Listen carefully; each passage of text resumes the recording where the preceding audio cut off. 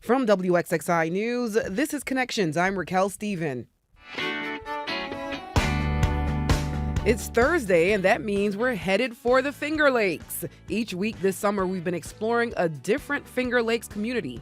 Today, we're going to Owasco Lake. The city of Auburn sits on the north end of the lake, is home to one of the oldest prisons in the United States, has a rich history which includes Harriet Tubman's house, and a burgeoning arts community with a sweets trail.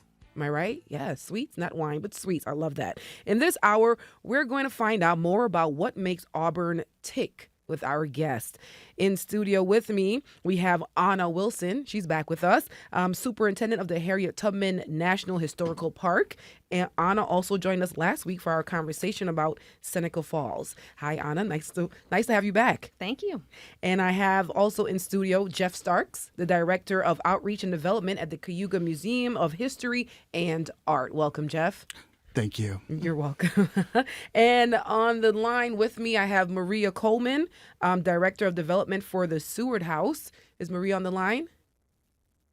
And I also have David Wilcox, the Executive Director of the Auburn Citizen. That's the Auburn newspaper. David is a longtime Auburn resident. And I believe we have Maria on the line now. And David. Hello. Hi, David. How are you? Good. How's it going? Great. Thank you for joining us remotely. And Maria Coleman, are you on the line? Yes, I am. Hello. Hi, Maria. Nice to have you on the show with us. So we would like to tell our listeners, this is our housekeeping. If you're listening and you want to join in on our conversation, if you love Auburn, have been to Auburn, and you want to share your experience, you can call us at 1-844-295-TALK. That's 1-844-295-8255.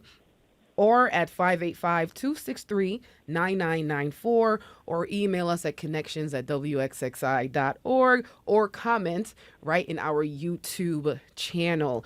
Now, let's start. The population of Auburn is about 26,000 people, and those numbers are from the 2020 census. It's famous for its history, but it's a multifaceted community. Let me ask each of you here, if someone's never been to Auburn, describe it for me. What makes it unique? Why does Auburn matter? Oh, I would say that all roads lead to Auburn. Oh, I mean, it is an absolute wonderful place to visit.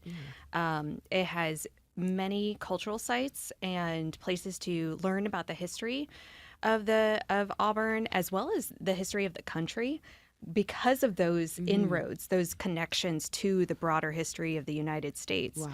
And so I would say that, it's just a wonderful community and a very close-knit community to come in and experience, cultural sites, but also culture. Yeah.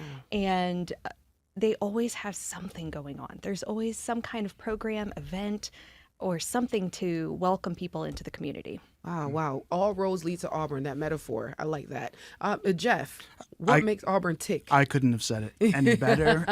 The thing I always say to people is when you're talking about Auburn, it feels like you're name-dropping history. Yeah. So just the number of major American figures, American movements that were born out of that community. I mean, I love asking people where they're coming from when I'm giving tours, because I need to know if you're from upstate New York or like the area, because that lets me know if I need to explain to you like what New York has been historically. I always tell people we were Silicon Valley 100 years ago. So not only are you in this progressive community historically, you also have major technological innovations going on that are happening within the region. So it's a very special place. In the rest of Cayuga County, you have like the wine industry that really is drawing people to outdoors. In Auburn, it's the museums. If you are a museum nerd, it is the city for you. We have more museums than Syracuse, and Syracuse is 4 times our population. So you couldn't wait to say that. And I know you're the history buff here. Auburn is the county seat, and Auburn is the county seat and the largest city in Cayuga County. What built the city, and what forces drove that change? I know it was called, Hardinsburg Corners in the past? Yeah, Hardenberg's Corners was what the community was originally called. Of course, this was inhabited land for thousands of years by the Guyacono Nation, or the Cayuga Nation as we call them today. And the community was built along the Owasco River. John Hardenberg, who is the purported founder of Auburn, he established a mill there with two enslaved or indentured servants, Harry and Kate Freeman. So there has been a white and a black population from the very beginning of Auburn. Yeah. And the Owasco River, that mill actually is now a Dunkin' Donuts in the middle of downtown Auburn. Wow. So no mill there anymore, but very historical Dunkin' Donuts. Yeah, they run on something else. Right, of course. And so, but what really, if you're diving into what defined Auburn's growth, you can boil it down to two big organizations. One, 1816, we get the prison. And the prison, I mean, this is kind of a forgotten thing for a lot of people. Getting prison was big business for people back then. The community petitioned for that prison because it was a way to spur growth in industry. And, while Auburn is not a community on the Erie Canal, you have this prison that is where basically most of Auburn's 19th century industries get started, using the labor within that prison. It is, to this day, the second oldest currently operating maximum security prison in the country. It does not still do labor for private companies, but it does. All the license plates in New York are made there. And so the thing is, it's kind of this thing that's inherently in the background of the community, but it has this sort of darkness behind it. But then also it's so essential to the development of the community. Literally grew around the prison. I mean, you go to the edge of the museum property, you look left and you can see it right there.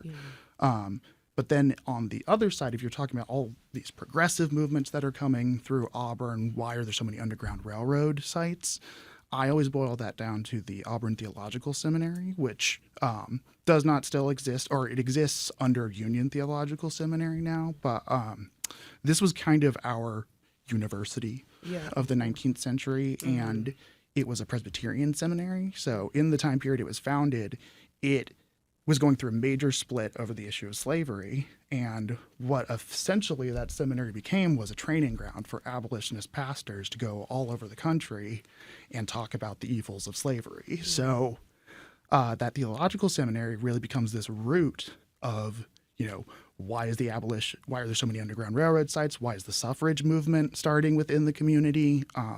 That's where that innovation of thought is coming from. Yeah, So- and I want to touch on the prison a little bit. If we can go back, Sure. I know the prison, this dark past. It was the site of a lot of uprisings, a lot of firsts. Can you talk about the history of the prison a little bit and these uprisings that occur? Sure. I mean, the prison was best known, particularly in the 19th century, for innovating something called the Auburn system, which was what most people are familiar with as the Pennsylvania system of Eastern State Penitentiary, which was the solitary confinement, that kind of stuff, ironically created by the Quakers. The Auburn system was different. Everybody was kept in single cells. It is still that way today. But in the 19th century, they had to walk in single file and enforced silence. So really the idea was creating these, a production center and kind of really dehumanizing the people who were there. Now, this is a maximum security prison, so of course, a number of the people who are in there should be in that space, but it's also where the first use of the electric chair happens. The descriptions of that are horrifying. The first one, because it was botched in 1890. McKinley's assassin was kept within the prison, so it's a major historical space. It was also an innovation space for the creation of major prison reform movement. So a mayor of Auburn who became warden of Sing Sing prison did an experiment. His name was Thomas Mott Osborne. He disguised himself as a prisoner in the 19-teens, 1920s to go into the prison and see, for a week, and see what the experience was like. And it changed him forever. He decided to create essentially a union for incarcerated people. And that ends up getting blamed for an uprising in 1929, which was really due to overcrowding conditions. That's where that happens. And so that went by the wayside, but we do still get some leftovers of, for instance, the Cornell program that exists within the prison to train people for people to get their associate's degrees while within the prison. So major moments going on through there, for good and for bad. Yeah. And I want to include David on this conversation about the prison, because you covered local and state news. How do you see the prison fitting into the community of Auburn? Is it an economic driver? How is it fitting? How is it shaping the character of Auburn? Certainly an economic driver. It's, one of the biggest employers in the area.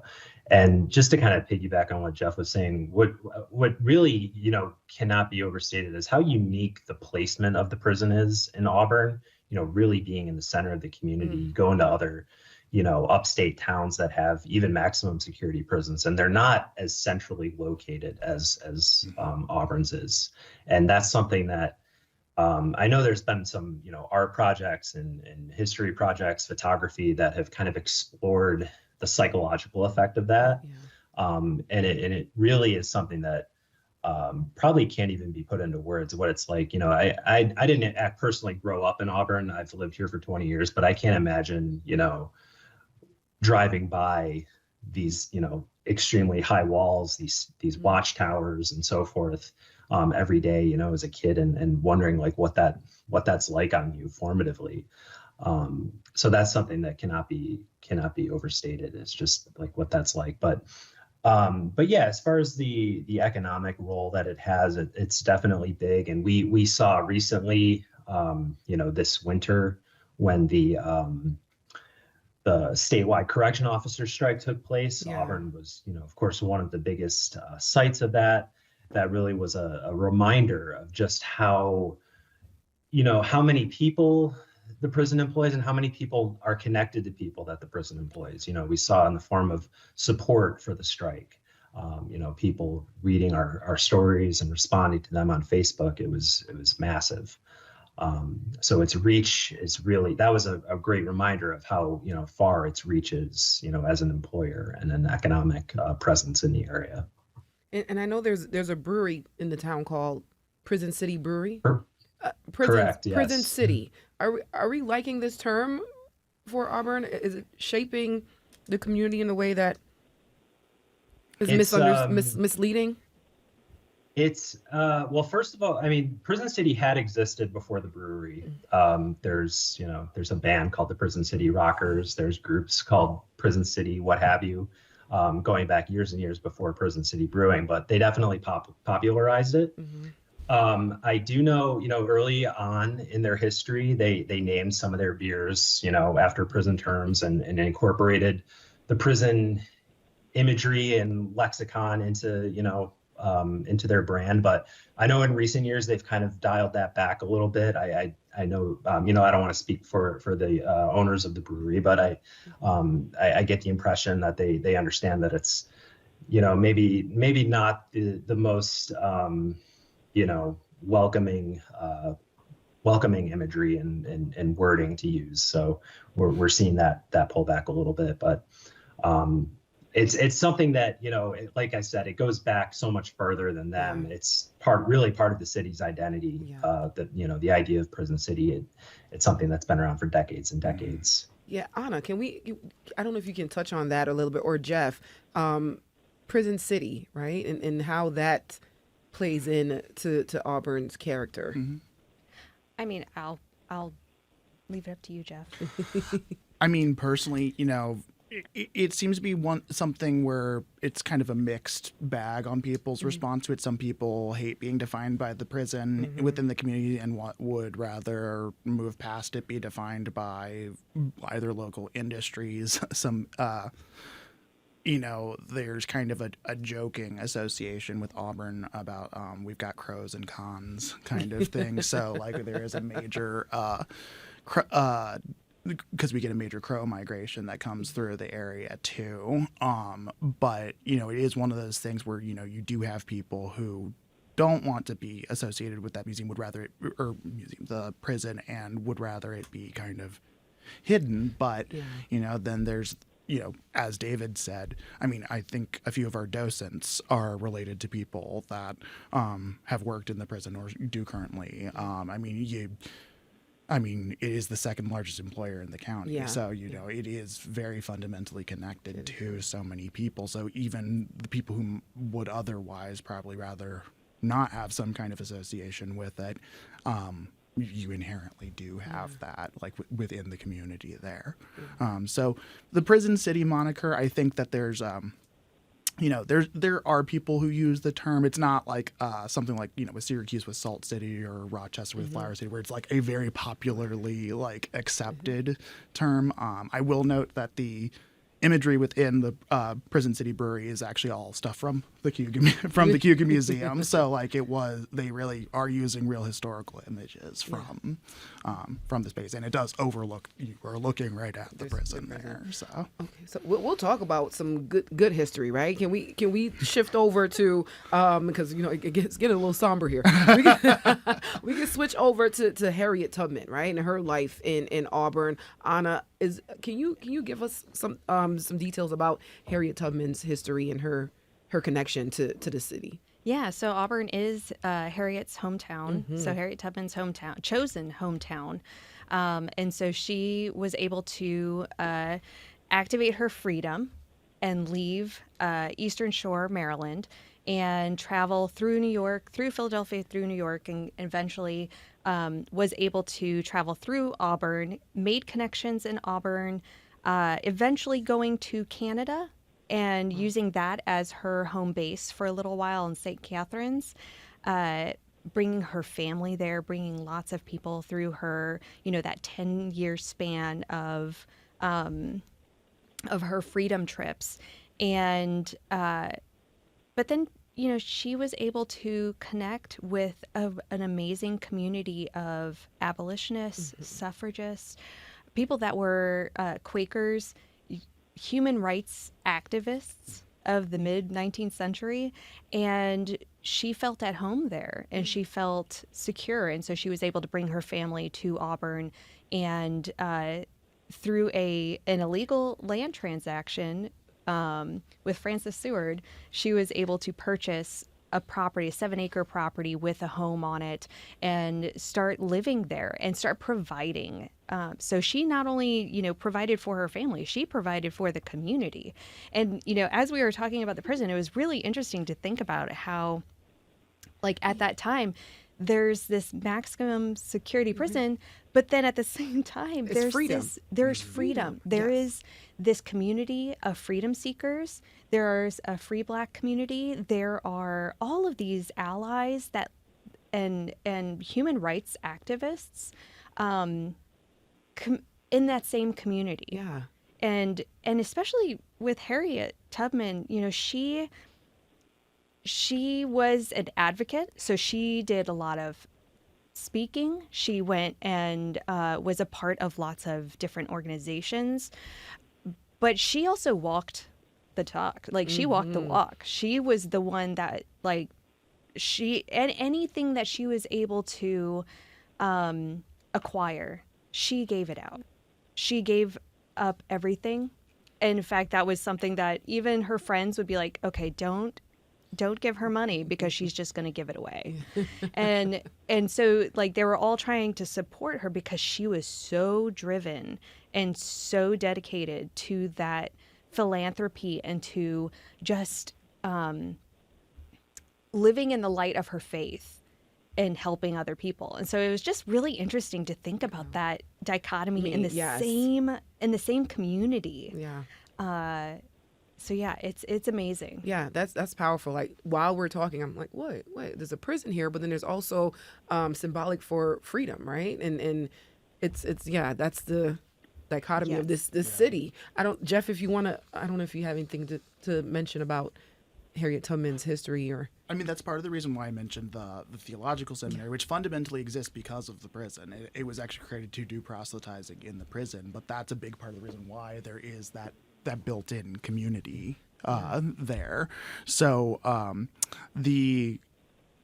So because we are lucky enough to be a community that has a national park dedicated to Harriet Tubman, we kind of take a little bit of a backseat on our, talking about her life. We want to talk about what we actually know. And what's always been fun from our perspective is we have some of the documentation of like what her actual just day-to-day life sometimes was like, which is very hard to find records on. And you have records of her going to like a town meeting for, to discuss garbage pickup on South Street, just like Harriet Tubman being a normal, civilian, this very like legendary figure. And I think that's some of my favorite stuff to hear about is those, those stories that, remind you this was a human being who existed here, like in this community. So that, and I think another thing to really emphasize that I always make sure to emphasize is a big part of the reason why Tubman is able to build a community there is that there is a Black community established within Auburn as well that also, she is able to be a part of and, build. And I mean, to this day, there are still plenty of descendants of Harriet Tubman still calling Auburn their home. Yeah, and David, I would love to get your insight on this as well, because you mentioned, the prison being at the center of the city, but also Harriet Tubman's legacy here being a big part of the city as well. How does that affect your reporting, or do you see this dynamic in the community when you are covering stories?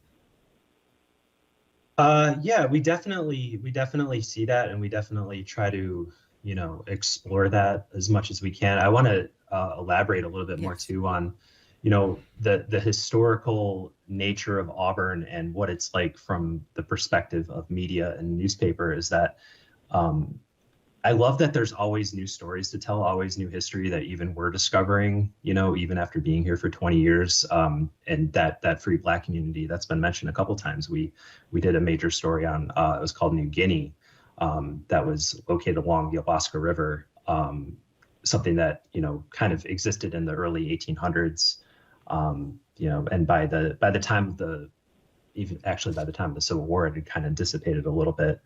And that's, something we always love to do is to just uncover stuff that, maybe some folks know about, there's some records of, but popularly, even in our newsroom, we never even really heard much about it. So in terms of, though, to get back to your question, in terms of the connection between Tubman and the prison, it's or sort of that dichotomy and sort of that the opposition of forces. It's interesting to kind of try to reconcile that, but it's always there. We just just kind of deal with it as best we can, I guess. I like that, the opposition of forces. And Anna, I want to cover a little bit about the Women's Rights National Historical Park. How did Auburn contribute to the suffragist movement? Ooh, you got, so I knew you were going to get excited. I knew it. I highlighted this. Well, so Martha Coffin Wright and Frances Seward and Lucretia Mott all were part of this larger suffrage movement and were revolutionaries in that beginning of the movement. And so, they were just such good supporters and activists. And there's a great book about Martha Coffin Wright and Frances Seward, and it's oh my gosh, it just flew out of my head. The Agitators. Well, there's the Agitators, and there's also another one, and I can't. Oh my gosh, it's The Most Dangerous Woman or something like that. And I'm gonna have to. I will send it to you so you can add it to the notes for the call. But there's. They've done, there has been a lot of research on these women and the work they were able to do and how it connected, again, all roads leading to Auburn, how it connected not only to the central New York and Finger Lakes region, but how it would affect the world and it would affect the whole United States. And frankly, the abolitionist movement is what born the suffrage movement. And so that is really where that light of human rights started, is the abolitionist movement and the Quakers and and these people in Auburn, and it still goes on today. It's absolutely amazing. Not being a native Auburn resident or even from New York, it's really interesting to see this size community and the amount of social services and philanthropy and like community action organizations. It is amazing. And it is born from these women and these families and like the legacy of Auburn in that just it's so ingrained into the culture. It's amazing. Yeah, and I want whoever wants to chime in on this. Just the philanthropy movement of Auburn that Anna speaks of. I don't know if anyone can touch on that from their perspective. David, do you notice this when you're in your coverage, and how does that affect what you cover? We definitely notice that, there's a lot of foundations in the area, a lot that have historical names, Emerson Foundation, French Foundation, that have a regular hand in helping support, local nonprofits, advocacy. They're, definitely a very steady presence.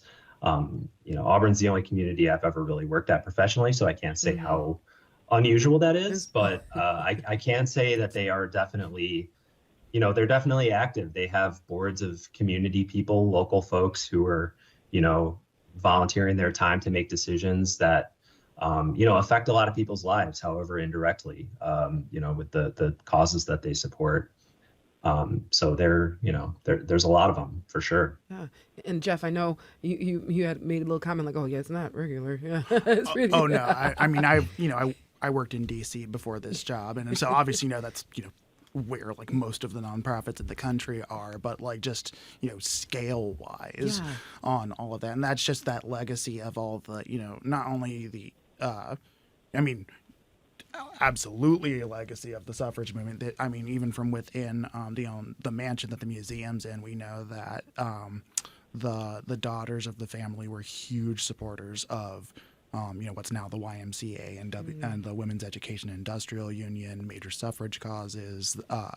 They supported the Willard Chapel, which is the only building that exists left. So like that philanthropy is just in each of these families. That the Case family, that was also a family for the museum, that wealth went into building our Seymour Library in town, and then or was used for things like the Case Research Lab, which is part of our property in creating sound film for the world. So like that's another one of those aspects that kind of gets under the it starts being as the history museum for Cayuga County, it starts being kind of like, wow, there's a lot going on to take in history, here, but we're it's also just that indication of the level of wealth that was being generated within the community. And it's almost, you never use unique like in history, because there's always going to be elements that reflect one another, but it certainly is a very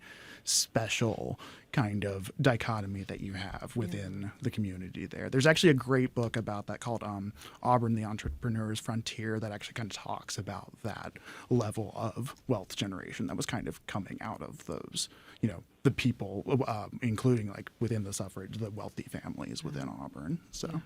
And we have to touch about another piece of Auburn's history. Also on South Street in Auburn is William H. Seward Museum. And Seward was the governor of New York and Secretary of State for Abraham Lincoln and Andrew Johnson. And Maria, this is where you shine. Tell me, tell me about the Seward Museum. Tell me a little bit about William H. Seward and his whole relationship with Auburn. Yes, so Seward was originally born in Florida, New York, down in Orange County. After he graduated from college and was looking to start his law career, he moved up here to Auburn. He worked for Judge Elijah Miller in town, started courting the judge's daughter, Frances Miller Seward, who this was originally the Miller household. Seward would marry Frances in 1824, and from there, this also became his home, what is now the Seward House Museum. So yes, even though Seward was not personally a resident of Auburn full time, I would say, for much of his career. His career took him to Albany. He served two-year terms as governor of New York, of course, down to Washington, D.C. during his time as Secretary of State. But he always would return here to Auburn. The family was close to Harriet Tubman, as we've talked about a little bit. And Seward would go on to take 2 world tours post-retirement, but still returned here to this Auburn home to live out the remainder of his days. So I think the community definitely appealed to him. Yeah. And upon coming back from his post-retirement trips around the world, he made a speech outside the home talking about how good it was to see his friends and neighbors and to be back in the Auburn community. And today, we had 4 generations of the Seward family live in this home before it became a museum in the 1950s. And I think what's unique is that visitors today can come through the house and they're seeing a pretty much completely intact historic house museum. Not just furniture and things that are period appropriate, but they're seeing things in each room that the Seward family used and that they acquired. So it has a sense of the Seward family just getting up and leaving the room right before you walk into it, which is very unique. And how does Seward's history contribute to the tone of Auburn, the city? I think something we help do, and Seward's legacy helps, is to bridge the gap between kind of that small town Auburn feel, but also putting it on the map nationally and somewhat internationally. Seward had a great international reach during his time as Secretary of State, of course, but also through the international trips that he took. We have a diplomat's gallery in our upstairs with over 100 portraits of the world leaders of the 19th century who Seward either met or had some type of correspondence with. So I think today, history lovers are able to, because of those international connections, because of Seward's close relationship with President Lincoln, they happen upon Auburn.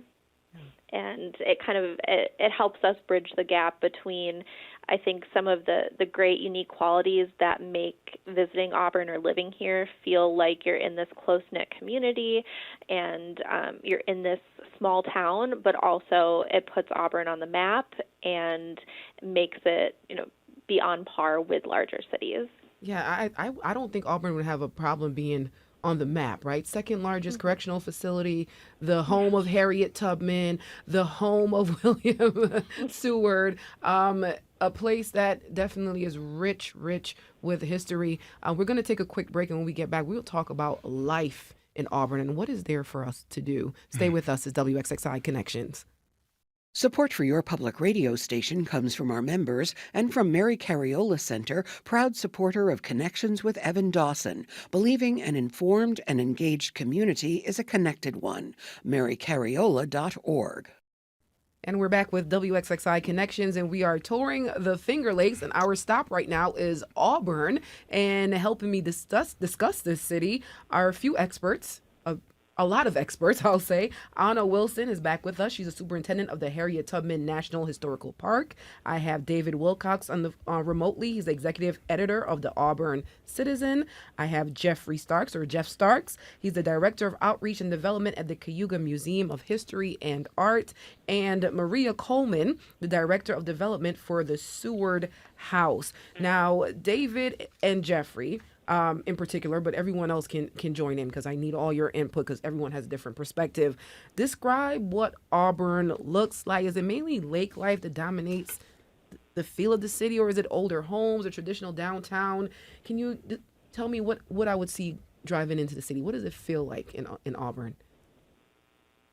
David, do you want to go first? Sure. One thing that's really kind of interesting about Auburn is, if you're talking about a visual impression, architecturally, it's very much a mix. There's a lot of, very old homes, very old styles, 19th century styles. And then, one thing, a much more, recent, but still very forceful, historical movement here in Auburn was urban renewal. We had an arterial road that was put in through the middle of the city. We had a lot of those historical buildings that we lost and new ones came up. So we have a lot of newer, more modern architecture that kind of characterizes particularly downtown. I think anybody who's new to the city that would be one of their first impressions, was seeing what an interesting mix it is of historic and more modern buildings. Even a little, there's some brutalism, some Art Deco thrown in there, which is makes it kind of fun to to sort of have that first impression. But in terms of life here, definitely Owasco Lake being, 10 minutes away from downtown, being so close has a big effect on recreation. And then the rest of, the scenic and natural beauty and recreational opportunities of the Finger Lakes, give anybody who lives in the area just a absolute, abundance of options, whether it's hiking or biking or paddling. In addition to seeing all the great history that we have, there's, just so much to do recreationally here in the area. Yeah, let's talk about the Owasco Lake and how it's contributing to the arts and life of the city, Jeff. How is that playing a part in Auburn's culture? So it's really funny because it does have this influence, but whenever I'm thinking about tourism to Auburn, I'm not necessarily thinking about that as being like the lake tourism that's everywhere, because Auburn, like downtown, as David mentioned, is 10 minutes away, and that's a 10-minute drive away from downtown. So it's really the community is kind of a little bit separated from the lake too, geographically. So it really is kind of this unique element to Auburn's, when you're coming. I mean, you can basically get a different view of it from any direction you're coming into Auburn from the architectural perspective. One thing that really, this is something, I'm not originally from New York either. You can only tell this when I say this word. I'm originally from North Carolina, but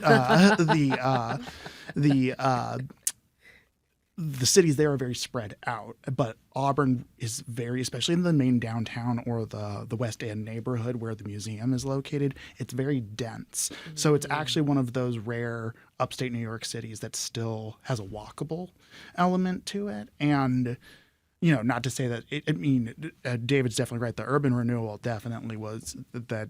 We had a downtown museum exhibit last year, and the number of people who come through and talk about urban renewal and what it did to changing the community, it really had that impact. But it does really seem like, the day-to-day life, it's, people living their normal lives in the backdrop of Victorian age buildings, parks that have been left over from that era, around the corner from the museum, you have Fort Hill Cemetery, where Harriet Tubman, the Stewards, the cases are all buried in beautiful Victorian, era cemetery. And so these, are those kinds of legacies of the past that are now still providing all this benefit for the community that's existing there today. And you can see that directly when you go through downtown, how the community after urban renewal really fought to preserve that historical, downtown core. And I think that's really left an identity for Auburn. Yeah, and one of our, someone on YouTube commented, is the home of the Auburn Doubledays minor league baseball team named after Auburn native Abner Doubleday. This is a big deal, right? Can we talk about the minor league team and how that has influenced the culture there and the people? Yeah, it is named after Abner. He was from Auburn. I actually went to grad school in Cooperstown, so also that's supposedly where they started the first baseball game. But that's been a big part of the reason why baseball does have such a huge history there in Auburn. Not only was Abner Doubleday from there, Auburn was actually the first headquarters of the minor league of baseball. Wow. So we have a very substantial relationship to baseball and its creation. Yeah. Wow. And what is something for either one of you? What is something about that Auburn has done that other small cities can learn from? Oh, I'd say Ooh. just the relationship building between the different organizations. I've worked at a few different national parks and lived in, many other communities, and I have to say that Auburn is probably one of the most friendly and functioning and supportive communities that I've worked at as a National Park Service employee. Um, I was just blown away by how well like the all of the different museums, the different cultural sites, but also the businesses work together. So the Auburn BID, so the Business Improvement District and the Historical Sites Commission, and the Equal Rights Heritage Center.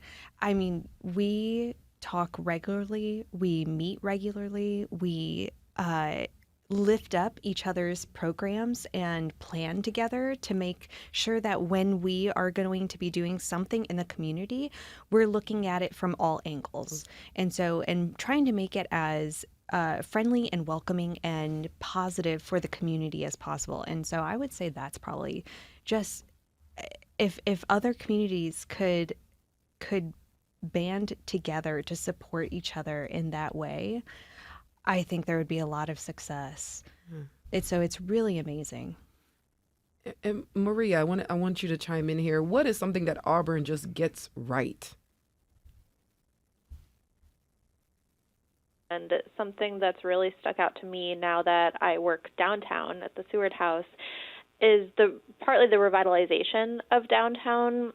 There's this downtown stretch, the Bid District, is so full of local restaurants, coffee shops, of course, the museums, cultural centers. So there's a little bit of everything. Also, as it's been mentioned, the close relationship between the different sites.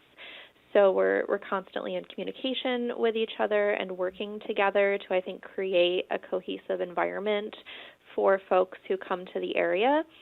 And I just think it's wonderful, as it's been mentioned, the variety of opportunities and things to do that exist within Auburn and within such a kind of relatively small area. You have the cultural sites, you have the restaurants, the coffee shops, you have the theater scene with Auburn Public Theater and the Rev, which do regular programs, especially in the summer with the Rev season out in Emerson Park, again on Owasco Lake, all of the lake activities. So there's really, a wide variety of activities and something that can appeal to anyone for a day trip, an extended trip. Lots of possibilities here. So can you tell us about something that kind of goes unnoticed, but is a thing to do that if you visit Auburn, you must go and visit this place or visit this location. It goes on because it's a city of so much history that you can be in Auburn for a week and still haven't received all that you can take in. But is it something that is swept under the rug, but that needs to be? I guess it depends. attraction. It depends on which directions you're going. I mean, it's not necessarily a hidden one, but one that we haven't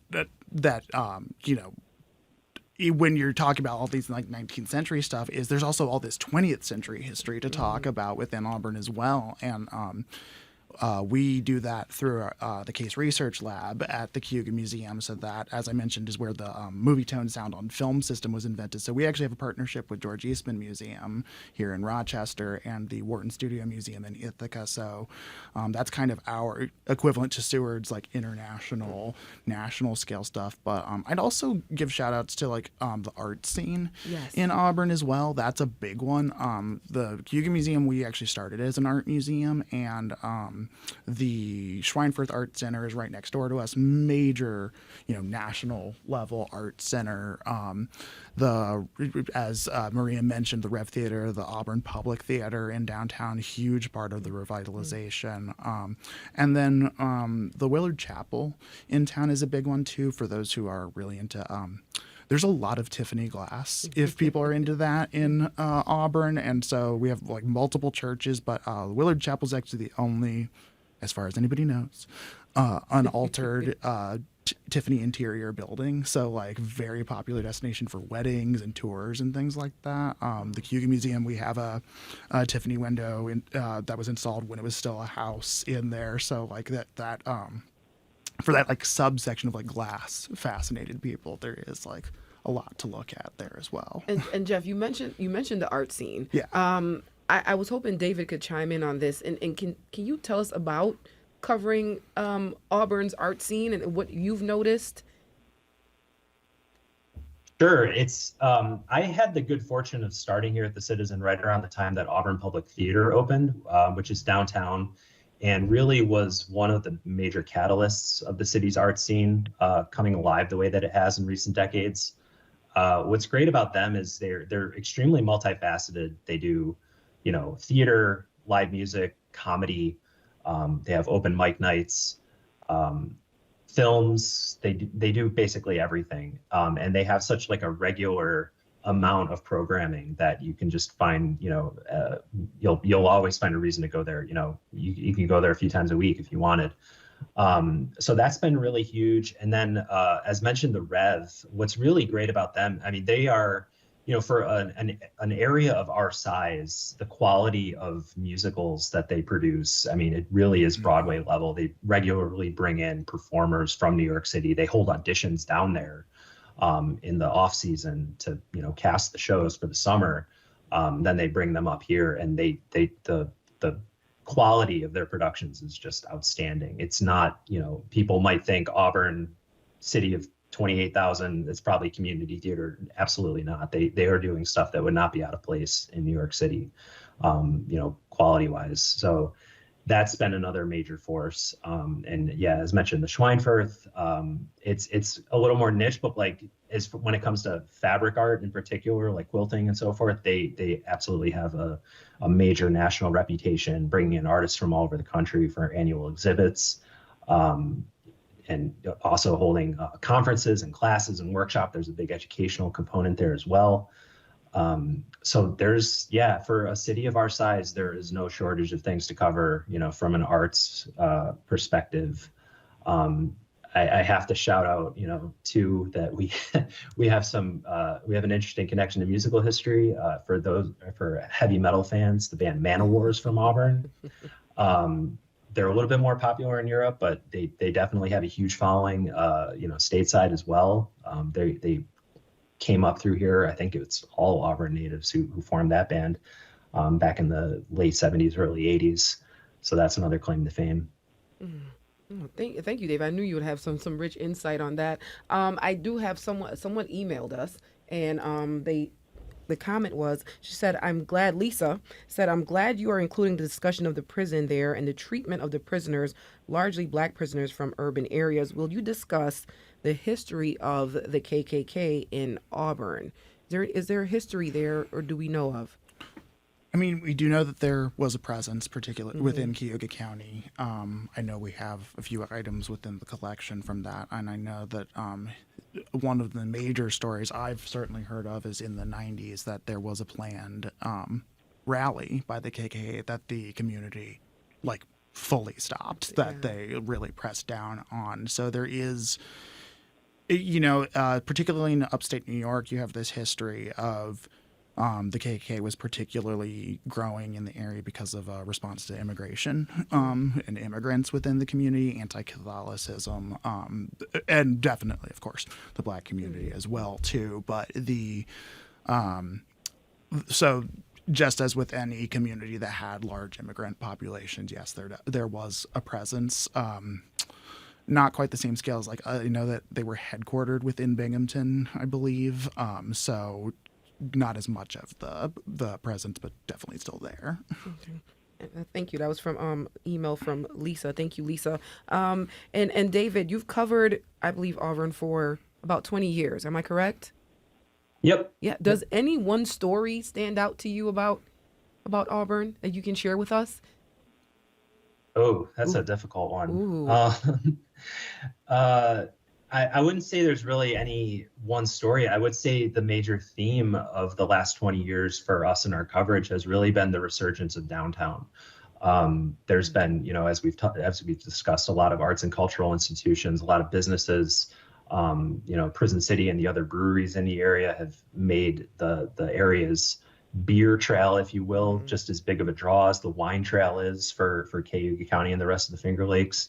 And, some of those breweries being in downtown, that's contributed in a big way to the resurgence.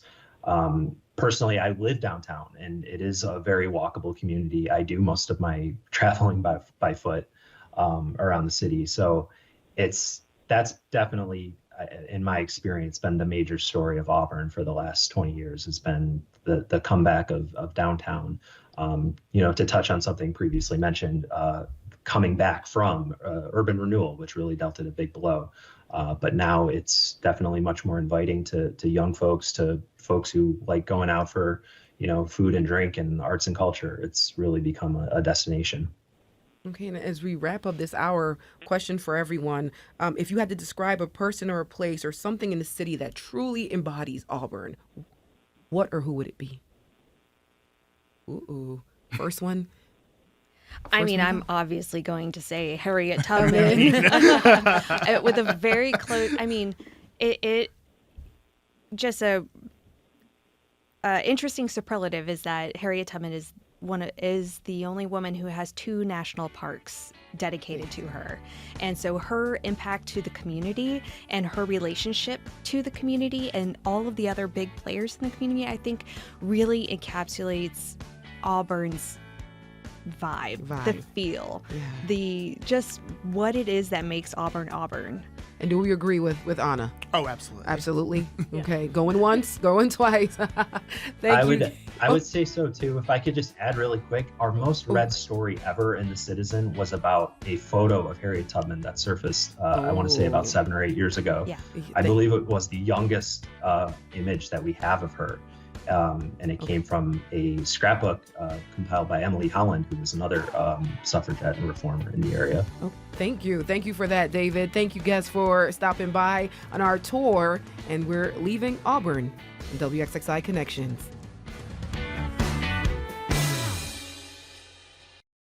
This program is a production of WXXI Public Radio. The views expressed do not necessarily represent those of this station, its staff, management, or underwriters. The broadcast is meant for the private use of our audience. Any rebroadcast or use in another medium without expressed written consent of WXXI is strictly prohibited. Connections with Evan Dawson is available as a podcast. Just click on the Connections link at WXXInews.org.